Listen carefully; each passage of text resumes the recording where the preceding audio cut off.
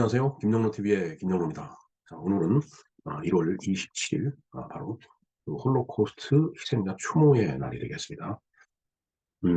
자, 홀로코스트 하면은 이건 대량 학살을 의미하는 거죠. 네. 그러니까 2차 세계대전 때 어, 독일의 나치, 그러니까 히틀러의 이제 그 명령을 받는 이제 아주 이상한 세력들이 이제 2차 세계대전을 이제 일으키면서 그 2차 세계대전 중에 유럽 전역에 펼쳐져 있던 거기서 흩어져 살고 있던 유대 민족을 갖다가 아주 집단적으로 학살을 하는 사건이 홀로코스트입니다. 뭐 유럽 전역에 이제 흩어져 살고 이제 있었죠. 뭐 거의 1,000만 명 가까운 유대인들이 이제 이렇게 살고 있었는데 그들을 이제 한 3분의 2 정도를 갖다 학살, 뭐 예를 들어서 뭐 총살을 하는 경우도 있었겠지만 가스실에 집어넣어갖고서 가스 질식사를 시킨다든가, 그다음에 이제 강제 노역을 시킨다든가. 그러니까 이제 그렇게 강제 노역을 시키기 위해서 이동하느라고 추운 겨울날 뭐 먹거리도 없고 입을 거리도 없는 그런 상태의 유대인들을 이동시킨다고 기차 화물칸 같은 데다가 이제 잔뜩 때려 싣고서 이제 어디론가 데려가서 이제 수용소 같은 데다 이제 강제 수용을 하죠. 거기서 이제 뭐 노역을 시키고 또 가스 발사하고 이제 그런 사건을 벌였던 것이 홀로코스트입니다. 그런데 이제 홀로코스트와 같이 집단 학살을 하기 위해서는 뭔가 나치 일당들의 독특한 어떤 행정 체계가 이제 있었죠. 예루살렘의 아이만이라는 책을 읽어보면 이제 그런 것들이 이제 아주 명명백백하게 드러나 있습니다. 그래서 오늘은 홀로코스트에 대해서 우리가 알아보고, 그다음에 어, 아우슈비츠라는 강제 수용소에서 이제 살아남은 사람의 얘기도 한번, 그다음에 한나 아렌트가 쓴 예루살렘의 아이만이라는 책을 통해서 나치 일당들이 어떻게 유대인들을 그렇게 집단적으로 학살할 수 있었는지 등 그런 내용에 대해서 간략하게 우리가 알아보는 시간을 갖도록 하겠습니다.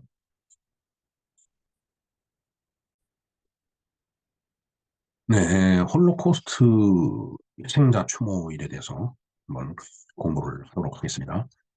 자, 국제 홀로코스트 희생자 추모의 날은 매년 1월 27일이 되겠습니다. 그래서 이 홀로코스트로 학살당한 희생자들을 기리기 위한 날이죠. 이날은 2005년 11월 1일 유엔 총회에서 1월 27일을 국제 홀로코스트 희생자 추모의 날로 지정을 하는 결의를 채택한 날이 되겠습니다. 1월 27일로 이 날을 정한 데는 이제 1945년 1월 27일 날 이 소련의 붉은 군대는 어딘지 모르는 게 좀 섬찟한데, 소련 군대가 아우슈비츠 강제 수용소에서 수감되어 있던 제수를 해방시켰기 때문에 바로 1월 27일을 홀로코스트 희생자 추모일로 이제 지정을 한 거다라는 그런 얘기가 되겠습니다. 자, 정의를 한번 볼까요? 첫 번째, 제2차 세계대전 전후로 독일이 나치 정권과 그 협력자들에 의해서 유대인과 슬라브족, 그다음에 집시 등을 대상으로 자행한 국가 차원의 체계적이고 관료적인 탄압과 대량 학살이다라고 정의가 되어 있네요. 자, 바로 대량 학살이라는데 이제 방점이 있는 거죠. 두 번째 보겠습니다. 홀로코스트라는 말이 이제 무슨 말인지. 홀로코스트는 불에 의해서 희생된 재물이다라는 의미의 그리스어 홀로카우스톤에서 유래된 용어라고 되어 있습니다. 자, 그래서 홀로코스트 하면은 바로 불에 의해서 희생된 재물이다. 그거에 의해서 죽은 사람들이다. 뭐 이런 얘기가 되겠네요. 자, 세 번째, 유대인들은 히브리어로 재앙을 뜻하는 슈아라는 표현을 사용한다. 그러니까 홀로코스트라는 표현을 쓰지 않고 슈아라는 표현을 유대인들은 쓴다라는 그런 얘기가 되겠습니다. 네 번째, 홀로코스트의 결과 사망한 유대인은 575만 명으로 지금 확인이 되고 있다. 반원이랑 하면 600만 명 정도 되겠네요. 엄청난 숫자의 유대인을 갖다가 학살을 한 겁니다. 누가? 바로 히틀러가 이제 한 거죠. 그 배경을 보도록 하겠습니다. 첫 번째, 히틀러의 유대인 박해는 히틀러가 1933년 1월 30일 독일의 총리가 된 지 1개월 만에 시작이 됐다고 합니다. 그 당시 유럽 일대에 살고 있던 유대인은 약 900만 명 정도 있는데, 그러면 3분의 1을 갖다 학살했다는 얘기예요. 히틀러는 독일 내부의 정치적 통합을 강제하기 위한 방법으로 독일인을 인종적으로 또 우월한 민족으로 그렇게 이제 생각을 하고, 그렇지 않은 유대인이나 집시, 그다음에 슬라브. 슬라브족 하면은 이제 저 러시아 쪽에 이제 살고 있는 사람들이죠. 그 슬라브인을 인종적으로 열등한 민족이라고 간주를 한 겁니다. 그 참 어떻게 저런 생각을 했는지 모르겠어요. 독일인은 우월한 민족이고 그렇지 않은 유대인이나 슬라브인, 그다음에 뭐 집시들은 어, 그 열등한 민족이다. 이렇게 강조를 했다라는 얘기네요. 자, 이들을 독일이 인종적 통합을 방해하는 요인으로 규정을 해서 산업을 하기 시작했다라는 그런 얘기가 되겠습니다. 정말 참 그 이 배경으로 우리가 이렇게 두 가지를 갖다 이렇게 이제 거론을 했지만은 정말 그 학살을 하게 된 동기가 참 굉장히 어처구니 없는 단순한 그 히틀러라는 그 한 사람의 어떤 그 뭐라 그럴까요? 음, 집념이 아니고 뭐 뭔가 그 잘못된 생각 뭐 그런 거에 의해서 이제 시작이 된 일이다라고 봐야 될 것 같습니다. 이제 독일 내에서 이제 그 유대인의 그 탄압을 이제 시작을 했는데 이제 어떻게 했나 한번 보도록 하겠습니다. 탄압 정책이 시행되자 유대인 소유 기업은 배척을 받아 곧 파산했으며 유대인들은 실직을 하게 된다. 그러니까 회사도 못 다니는 거고 그다음에 유대인이 운영하던 기업은 자꾸 이제 배척을 하고 배제를 하니까 파산하게 되죠. 그다음에 이제 1935년에 뉘른베르크 법에 따라서 이 뉘른베르크 법은 이제 완전히 그 유대인의 바로 이제 시민권을 갖다가 다 뺏어버린 거예요. 심지어는 독일인하고 결혼도 못하게 금지를 시켜버립니다. 좀 뉘른베르크 법이 이제 그런 내용을 포함하고 있는 거죠. 그다음에 세 번째, 독일에 있는 모든 유대교 예배당과 유대인 기관이 사실상 다 파괴가 됐다. 인정을 안 하는 거죠. 그 뒤 수천 명의 유대인이 집단 수용소에 감금되었고 독일에 있는 유대인들의 재산은 또 몰수가 됐다. 그러니까 모든 걸 다 뺏어버리는 거예요. 감옥에 가두고. 이제 그러면서 제2차 세계대전이 일어나자 게토 안에서 살라고 명령을 내립니다. 이제 게토라고 하는 것은 유대인 거주 지역이라고 해서 외부와 차단된 그 일정한 구간을 갖다 게토라고 하죠. 그 게토화된 뭐 지역 하면은 뭔가 어, 가시철망이 쳐 있지 않더라도 뭔가 이 경계선이 이제 있는 그런 구간을 갖다가 그런 구역을 갖다가 우리가 게토라고 얘기를 하고 있습니다. 그다음에 6세 이상이 모든 유대인은 다윗의 별이라 씌어진 노란색 배지를 달도록 강요를 했다. 그 다윗의 별이라는 게 이스라엘의 그 국기에 있는 그 별이 그게 다윗의 별입니다. 이제 그런 표식을 배지를 노란색으로 만들어 갖고 유대인들한테 다 이제 부착을 한 거네요. 근데 딱 보면은 유대인이야 이걸 알 수 있는 거죠 바로. 그러면서 바로 박해가 시작이 되는 거예요. 자, 그다음에 인접 국가의 동향을 한번 보도록 하겠습니다. 그럼 옆에 나라에서 좀 히틀러 보고 아 히틀러 씨 그러면 안 되지. 그거 너무한 거 아니야. 이렇게 말려줘야 되는데 오히려 그렇지가 않았어요. 1938년 9월 무솔리니 이건 또 그 파시스트죠. 이탈리아의 그 무솔리니는 독일이 반유대주의 종족법을 본따서 이 반유대법을 또 공포를 합니다. 참 이게 이탈리아 내에서도 상당히 많은 그 이제 차별을 받았던 거죠. 1938년 오스트리아, 39년 체코슬로바키아를 이제 그 무솔리니가 이제 점령을 하고서 그다음에 합병을 한 다음에 거기서 어, 유대인들을 갖다 또 그렇게 이제 배척을 하고 그다음에 배제하고 이제 이랬던 거죠. 그 이제 헝가리라는 나라도 1938년에 히틀러법을 모델로 해서 처음으로 또 반유대주의 법령을 갖다 또 제정을 했다고 합니다. 그러니까 헝가리에서도 또 배척을 하는 거예요. 그다음에 루마니아의 반유대주의는 1937년 12월 옥타비안 국가가 총리가 돼서 그 일련의 나치 반유대주의 법률을 또 지지를 하게. 자, 그렇다는 얘기는 이탈리아, 독일, 오스트리아, 체코, 헝가리, 루마니아 이거 유럽 거의 전 지역에서 이제 유대인을 갖다 배척을 하게 되는 거죠.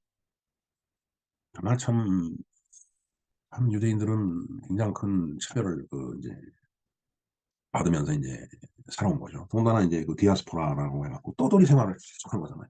자기 종족이 갖는 특정한 그런 지역, 즉 나라가 있는 게 아니고 이 나라에 가서도 흩어져 살고 저 나라에 가서 흩어져 살고 그러나 유대인이라는 그 표식은 늘 따라다니니까 저렇게 히틀러 같이 아주 오묘한 그런 그 정치 지도자가 이제 나타나니까 저런 그 차별을 받고 배제를 당하고 그다음에 나중에는 죽음까지 가는 학살을 당하는 그런 일이 벌어진 거라고 보면 되겠습니다. 자, 2차 세계대전이 이제 일어났죠. 마다가스카르 계획이라는 게 이제 있습니다. 여기에. 자, 2차 대전 초에 독일군이 이제 연승을 합니다. 그 유럽에 있는 거주 유태인은 나치와 그 의정복치하고 다 들어가는 거예요. 왜? 연승을 하면서 뭐 폴란드도 침공을 해. 그다음에 프랑스에 가서 또 비시 정권을 세워서 또 프랑스도 점령해. 뭐 오스트리아 또 치고 들어가. 뭐 이게 지금 거기다가 이제 나폴레옹이 그, 어, 그 러시아를 그 이제 치고 들어갔을 때 이제 그 배경 그걸 배경으로 해서 쓴 그 이제 소설이 톨스토이의 그 전쟁과 평화죠. 네. 그 이제 그런 이 어, 뭐라 그럴까 그런 거와 같이 이 히틀러도 또 이제 소련을 또 이제 침공을 하죠. 그때 당시에. 그러니까 이 정말 유럽 전체가 이제 완전히 그 전쟁이 도가니 속으로 이제 빠져들은 거예요. 근데 그 와중에 이제 아, 히틀러가 이제 그, 이 게르만 민족이 어떤 그 우두성 이제 그거에 빗대 갖고 이제 유대인을 갖다 이제 학살하기 시작을 하는 겁니다. 물론 그 이전부터도 계속 그런 차별과 그다음에 뭔가 같은 자꾸 괴리시키고 분리시키는 그런 이제 작업을 해왔는데 그러다 보니까 두 번째 보면 그곳의 유대인들은 모든 인간적인 권리를 상실하고 재산도 몰수당하고 그다음 개토가 되고 그래서 이제 집단 수용소에 감금이 돼요.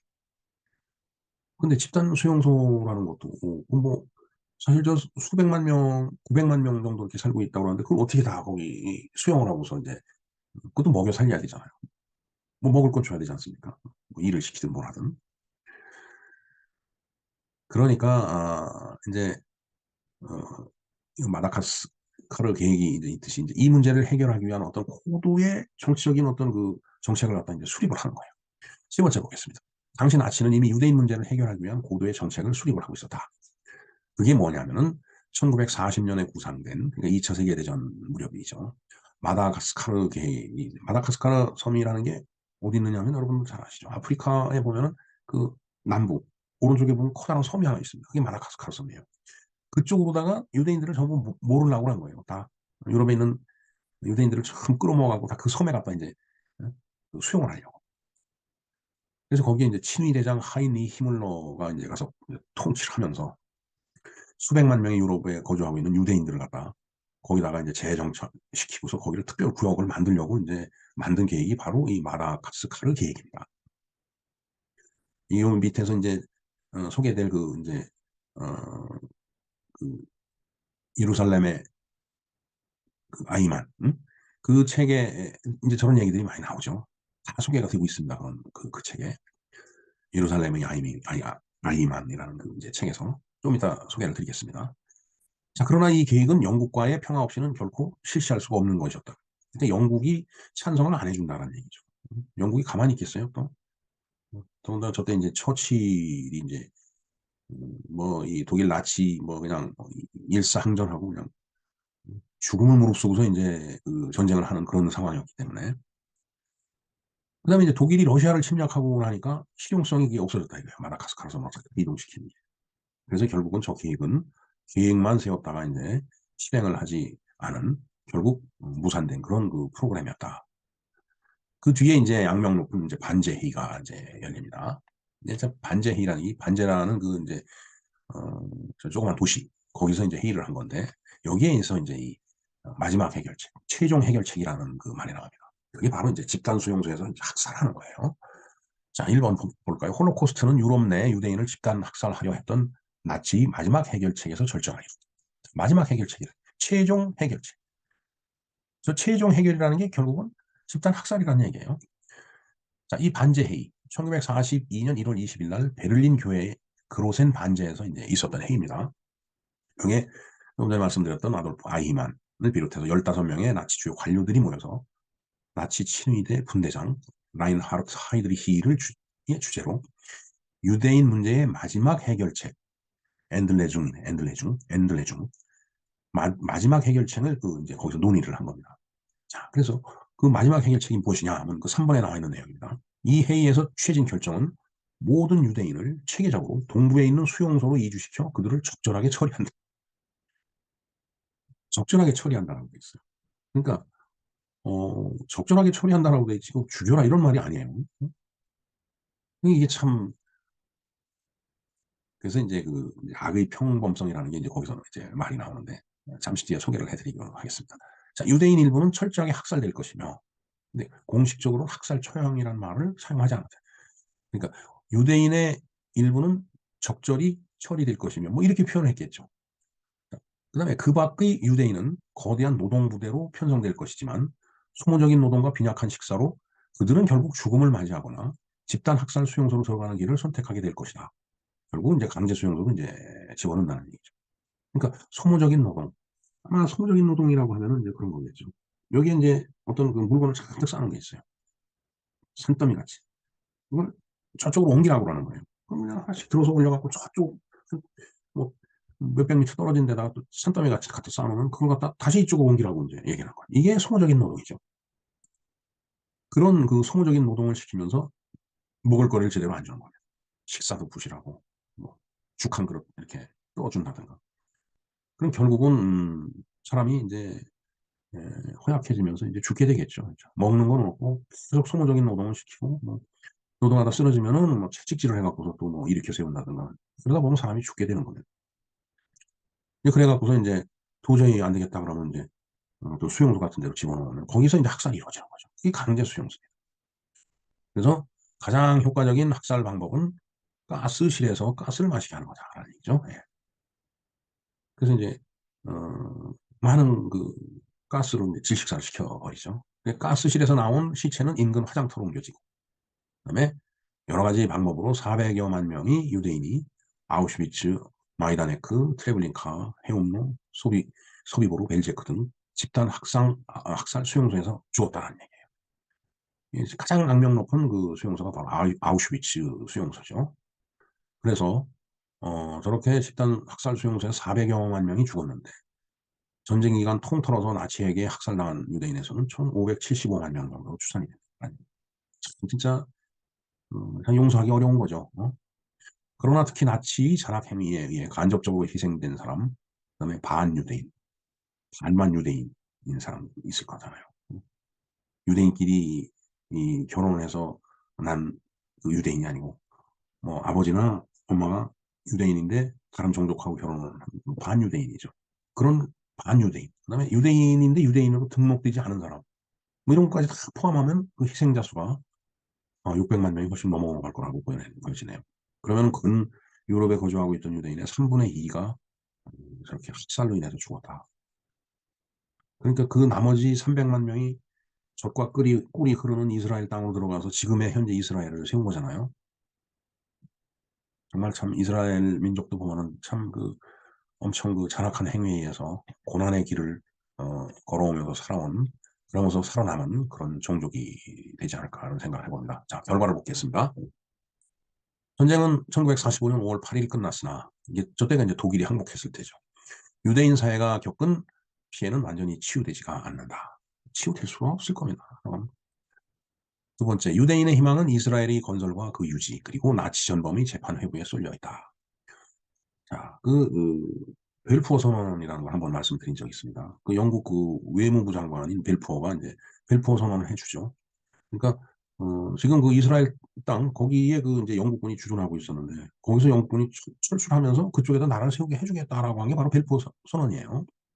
그래서 결국은 유럽에 흩어져 살고 있던 유대인들이 전부 지금 이스라엘 땅으로 들어가서 그 나라를 세우게 된 겁니다. 자, 세 번째, 홀로코스트에 살아남은 많은 생존자들은 연합국이 운영하는 난민수용소에 머물. 살아남은 그 생존자들은 연합국이 운영하는 난민수용소로 가면 좀 뭐 당연히 대우가 달라지겠죠. 그다음에 2차 대전이 끝난 후에 영국은 점령하고 있던 팔레스타인에서 철수를 하면서 이스라엘을 거기다 건국을 하게끔 해줬다는 얘기죠. 저게 바로 벨푸어 선언을 갖다 이제 현실화시킨 거예요. 1948년부터 51년 사이 거의 70만 명이 가까운 유대인들이 이스라엘로 이주를 했으며 이 중 13만 6천 명이 유럽이 유대인 난민이었다. 여섯 번째 볼까요? 홀로코스트의 비극은 유대인이 집결하여 이스라엘을 건국하게 하는 계기가 되었다. 오히려 그런 어떤 그 추동력이 됐다라고 볼 수가 있겠네요. 홀로코스트 추모일은 이스라엘에서는 오늘, 그 밖의 지역은 4월 19일 또는 20일. 오늘은 그러니까 그 이제 이스라엘에서 기념하는 날짜하고 그 밖에 다른 지역에서 그 기념하는 날짜가 다르네요. 네. 자, 바로 오늘을 그 이제 홀로코스트 추모일로 하는 것은 유엔 총회에서 정한 거고 4월 달은 1943년에 바르샤바 게토 봉기가 시작된 날을 기념을 해서 이제 정해진 것으로 이제 보는 그런 시각이 주된 것 같습니다. 자, 이렇게 이제 홀로코스트의 비극은 이제 이렇게 현실화돼 갖고 그 비극은 이렇게 이제 끝나게 되는 거죠. 이스라엘을 건국함으로 인해서. 자, 또 책을 한번 소개를 드리겠습니다. 자, 빅터 프랭클의 죽음의 수용소에서라는 그 책이 있습니다. 이 책 제가 대학교 1학년 때 읽었는데 이 책이 엄청 많이 팔린 책입니다, 진짜. 이 빅터 프랭클이 이제 이 죽음의 수용소, 바로 아우슈비츠 수용소에서의 생활을 갖다가 소설 마치 쓴 거예요. 그래서 빅터 프랭클이 여기서 이제 will to meaning이라고 의미의 의지. 그러니까 결국은 정말 열악한 그 수용소 생활이지만 어떤 그 삶에 대한 의미, 그것을 잃어버리면 거기에 대한 의지가 없으면 결국 사람이 죽더라라는 얘기죠. 그러니까 끝까지 그 어떤 삶의 의미에 대한 의지를 갖다 버리지 않고 끝까지 지킨 이 빅터 프랭클은 거기서 살아남은 거예요. 그 살아남은 그 나머지 유대인들이 다 이제 그런 생각을 하면 그냥 정말 이를 악물고 버티고 버티고 버텨다 보겠죠. 예, 여기서 진짜 음, 뭔가 고난스러울 때 그보다 더 고통스러운 걸 생각하면서 지금 이 순간에 그 행복을 느낀다. 그건 이제 상대적인 행복이죠. 이 책에 실제로 그런 그 내용이 나오고 있습니다. 제 기억이 정확하다면. 그래서 아무리 힘들어도 상대적인 행복감을 느껴가면서 물론 그 상대적인 행복이 진짜 현실에서 행복이라서가 아니죠. 그냥 그렇게 느끼는 거예요. 거기에 이제 삶의 의미를 거기다 부여를 해갖고 그에 대한 의지를 끝까지 버리지 않고 갖고 있었기 때문에 이 사람들은 살아남을 수 있었다라는 그런 얘기가 되겠습니다. 예, 빅터 프랭클의 죽음의 수용소에서 이게 정말 굉장히 유명한 그 책이니 한번 기회가 되면 읽어보시기 바랍니다. 그다음에 이제 또 하나의 책이 있습니다. 예루살렘의 아이만이라는 그 책이 있습니다. 아까 잠깐 그 이제 제목을 언급을 했었는데 이 예루살렘의 아이만은 어, 이 한나 아렌트가 이제 쓴 거죠. 이 한나 아렌트가 이제 유대인이죠. 유대인인데 어찌어찌 해갖고 이제 이 그 한나 아렌트는 이제 미국으로 이제 이민을 성공적으로 나간 거예요. 근데 미국 대학에서 이제 강의를 하는 그 교수가 이제 됐죠. 공부도 많이 하고.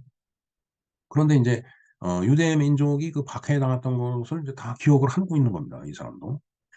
그런데 그 앞에서 최종 해결책 얘기하면서 그다음에 어 진짜 학살이라는 표현을 쓰질 않았지만 종이장 위에서 사인을 척척하면서 어 이제 결재를 해서 이제 그 공문을 그 이제 예하부대로 하달하면은 그게 바로 이 집단 학살을 하는 그 명령서나 다름없는 거예요.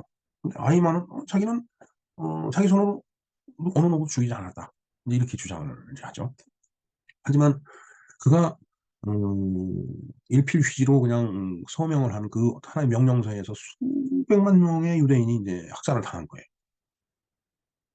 그러니까 이제 악의 평범성이라고 이제 그 얘기를 합니다. 여기 보면은 A report on the banality of evil이라고 돼 있죠. 악의 평범성. 그러니까 굉장히 극악무도한 일이에요. 사람을 집단적으로 학살하는. 그러나 이 사람은 별 생각 없이 서류에 사인만 하는 걸로 인해 갖고서 그 많은 사람이 이제 죽었던 거죠. 음. 그러니까 이 악의 평범성이라는 게 진짜 아무것도 아닌 것 같이 이렇게 저지르는 일들이 엄청난 그 악을 갖다 만들어내는데 그걸 모르고 사람은 그런 결정을 하고 또 그런 행동을 한다라는 얘기죠. 그래서 이 악이라는 어떤 그 이제 인간의 어떤 지고지순한 그 선에 반대되는 그런 인류에게 인간에게 불행을 갖다 주는 그 악이라는 것도 결국은 그 악함도 서류에 서명을 하듯이 그냥 베이너리티, 그냥 진부하게 평범하게 자꾸 느껴진다라는 얘기죠. 그렇게 되면은 엄청난 학살 행위도 아주 평범하게 하게 된다는 그런 이제 의미로 저는 해석을 하고 있습니다. 자, 그래서 이 아히만은 앞에서 그 최종 해결책을 이제 수행을 했던 아히만은 2차 세계대전이 끝나고 히틀러는 뭐 자살을 하고 이제 뭐 이러면서 이제 아르헨티나로 이제 도망을 가죠. 그 아르헨티나에 가서 이제 신분을 세탁하고 이제 이렇게 살다가 아마 그 아들이 뭔가 말을 한마디 잘못해갖고 이 아이만의 존재가 이제 드러나게 된 거예요. 그러니 이제 이 세계적인 이 첩보기관이 있지 않습니까? 그 이스라엘에 그 첩보기관이 그 아이만은 이제 체포를 한 거예요. 이 아르헨티나까지 쫓아갔고. 그리고서 이제 이스라엘로 이제 압송을 해갖고 이스라엘 법정에 세운 겁니다. 근데 사실은 이제 여기 또 제형 법정주의라는 얘기가 나오죠. 그 법전에 쓰여 있는 죄명, 그게 아니면은 이제 처벌할 수 없다라는 게 제형 법정주의잖아요. 근데 이런 집단 학살이라는 게 어디도 이, 형법, 율법전서에 써 있는 게 없는 거예요. 집단 학살. 그래서 이제, 아이만을 이스라엘 법정에서 그 재판하지 말고 그 국제사법재판소에 이제 세우자라고 이제 일부에서 주장을 했는데, 이스라엘 법정이 이제 그에 개념치 않고 반드시 그냥 사형을 선고하고 사형을 시켜버리죠. 그래서 예루살렘의 아이만이 이제 되는 겁니다. 근데 그 과정을 갖다가 자신이 그 경험했던 삶과 그런 내용들을 쭉 망라해갖고 쓴 책이 한 아렌트라는 이 그 교수가 여자입니다. 그 쓴 책이 바로 이 예루살렘의 아이만이다. 아이만 인 예루살렘, jerusalem. 이 책도 제가 읽은 이 책은 번역이 굉장히 거칠게 돼 있더라고요. 그래서 굉장히 읽기가 어려웠는데 하여튼 책을 잘 선택을 해서 한번 읽어볼 가치가 있는 책이라고 감히 주장을 제가 해봅니다. 그래서 이스라엘 민족, 유대 민족에 대해서는 이 빅터 프랭클의 죽음의 수용소에서 그리고 예루살렘의 아이만 이 두 책을 한번 보는 것도 굉장히 저 당시 상황과 그 유대인 학살이라는 것을 이해하는 데 도움이 되지 않을까 이런 생각을 해봅니다. 네, 제가 연전에 2월 달이 굉장히 저희 신부님 설명으로는 2월 달이 유대민족 굉장히 바쁜 달이라고 그러더라고요. 근데 그것도 모르고 제가 2월 달 뭐 한 해가 시작됐으니까 뭐 하고서 제가 이제 거래처에다 이제 통보를 하고서 이스라엘을 갔었어요. 2월 달에 몇 년 전 2월입니다. 아마 2017년 2월인가로 제가 기억이 됩니다. 그래서 저는 이제 월요일 날인가 제가 도착을 했는데 평일인지 알고 그 도착을 하면서 이왕 왔으니까 좀 예루살렘을 좀 구경을 좀 했으면 좋겠다 그러니까 어찌어찌 해서 이제 그쪽 그 무역 담당 이제 중역이 나와갖고 안내를 해주더라고요. 예루살렘은. 그래서 이제 여기저기 이제 돌아다니면서 구경을 하고 그다음에 통곡의 벽에 머리를 맞대고 이제 당시에 아주 착잡했던 국내 정치 상황을 좀 개선해 달라고 이제 막 이제 빌고 그랬던 적이 제가 있습니다. 근데 어, 혹자가 그런 주장을 하더라고요. 이스라엘 그 민족하고 우리 한민족하고는 노아의 홍수 때 헤어진 그 형제다. 그래 그런가 우리 형제의 나라 하면은 뭐 터키도 뭐 그런 얘기를 하죠. 이스라엘을 터키의 그 아니 이스라엘을 형제의 나라라고 이제 그러면서 어, 뭐 집회할 때 보면 이스라엘 길을 들고 나오는 사람들이 많이 있습니다. 참 정말 그런 건지 그건 저로서는 아직 잘 모르겠는데 근데 거기서 느낀 게 그 사람들하고 이제 텔라비브 그 해안가 그 식당에 가서 이제 식사를 한번 같이 하는데 물론 그 지중해 성기오니까 2월 달인데 제가 진짜 어, 아주 가벼운 옷차림으로 이제 가서도 춥다는 걸 못 느꼈습니다. 이제 그 사람들하고 같이 이제 식사를 하는데 전 거기서 정말 뭐 어딘지 모르게 굉장히 우리랑 비슷하다라는 걸 느꼈어요. 근데 식습관에서 이제 그렇죠. 우리도 보면 밥상에 뭐 이 조그만 그릇에 반찬을 담아갖고 엄청 많이 늘어놓고서 이제 식사를 이제 하지 않습니까? 근데 이스라엘 사람들도 똑같이 그렇더라고요. 온 상에 잔뜩 차려놨는데 조그만 접시에 그냥 어민저리 담아갖고서 쫙 늘어놓고서 이제 먹는데, 물론 이제 주식은 다르죠. 그 사람들은 이제 그 밀을 거기서 이제 재배를 해서 이제 이 빵을 만들어서 그 오병이어에 나오는 그 빵을 만들어서 그 사람들 그 주식으로 먹습니다. 뜯어서 먹더라고요. 그리고 아주 맛있게 뜯어 먹었습니다. 그리고 우리는 주식으로 쌀을 먹죠. 그거는 이제 중동이라는 그 환경과 그다음에 이 동북아라는 그 환경 이게 이제 다르기 때문에 이제 그렇다라고 저는 이해를 했고요. 그러다 보니까 주식만 다를 뿐이지 그 밥상 차려놓고 먹는 게 비슷하더라고요, 정말. 그래서 내가 얘기를 했습니다, 그 사람들. 굉장히 우리랑 비슷하더라고.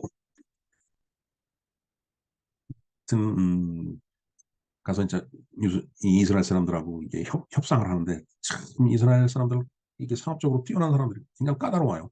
협상이 안 되더라고요. 협상 실패하고 왔는데, 물론 가격을 좀 깎으려고 갔다가 이제 한 푼도 못 깎고 이제 돌아온 제가 기억이 있습니다. 언뜻 예루살렘이라는 이스라엘이라는 그런 화두를 보고서 노아의 방주 때 우리랑 헤어진 그런 같은 형제지간이다라는 말을 누가 한 것이 생각이 나서 제가 이스라엘을 갔었던 그 어, 추억과 함께 몇 마디 말씀을 드렸습니다. 그렇죠. 이제 예수님이 이제 베들레헴에서 이제 태어나죠. 마국간에서. 그리고 이제 나사렛에 가서 이제 그 성장을 하는데, 음, 제가 그 귀국하는 날 아침에 호텔에서 나와갖고서 비행기가 밤 비행기라서 하루가 이제 이렇게 남았는데, 나사렛으로 한번 좀 갔다 오는 게 좋겠더라고요.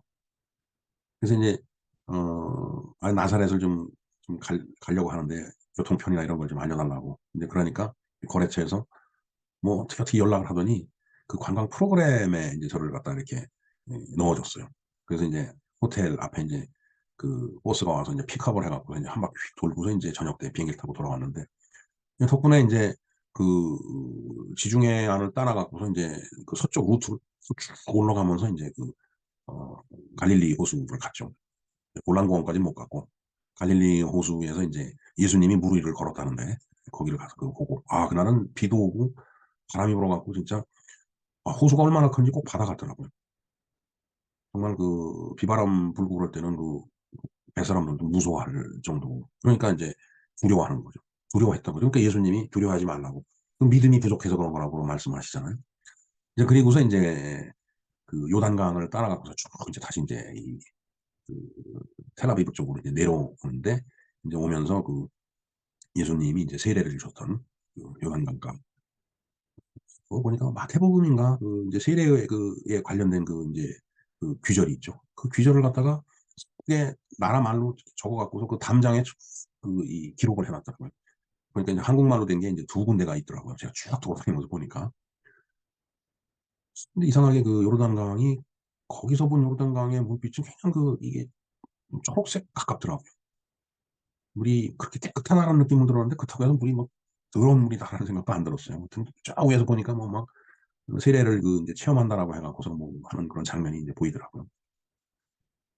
그리고서 이제 뭐, 어, 그 군데군데 있는 그 이제 성당, 성지죠, 말하자면은. 그 오병이어의 그 기적이 그 있었던 하여튼 그 성당도 이제 가서 잠깐 들어갔다 보고, 그러면서 이제 다시 텔레비브 쪽으로 쭉 내려왔는데, 하여튼 뭐 짧은 시간 동안에 너무나 많은 곳을 봐갖고, 정말 체계적으로 그 기억을 갖다 말씀을 지금 당장 드릴 수 없는 그런 아주 불편함이 있습니다. 하여튼 어찌됐든, 저는 생각지도 않게 이제 성지순례하듯이 이렇게 한 바퀴 휙 돌고 왔는데, 정말 그래도 제가 이제 그 카톨릭 신자로서, 어, 와, 이게 예수님의 고향하고 성장한 곳을 갔는데, 그래도 여길 군데군데 안 보고 가면은 큰 후회가 될 것 같다는 생각에 그냥 그때 무리를 해서 한 바퀴 돌고 온 적이 있었습니다.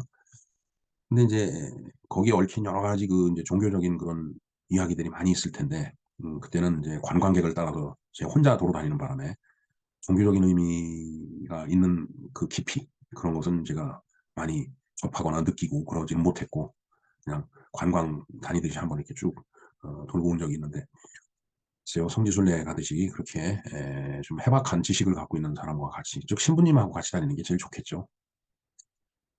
그런 일을 좀 할 수 있는 기회가 오는지 모르겠습니다. 하여튼 자 어찌됐든 지금 홀로코스트 얘기를 하다 보니까 이런 말씀까지 좀 드렸네요.